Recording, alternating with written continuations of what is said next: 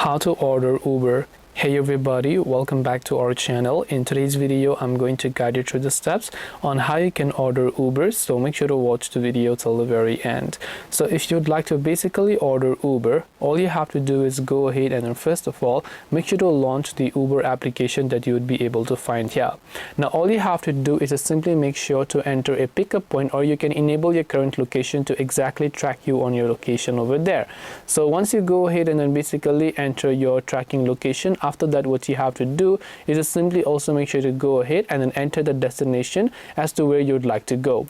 After you select all of those, you'll be able to see the gathering options over here, such as whether you want UberX for $15, the black one for $30, which is much more faster, the Uber XL if you're doing it for a family, or the black SUV for $44. Depending on what you like, you can just tap on this little choose Uber option here, and then you will be able to find them.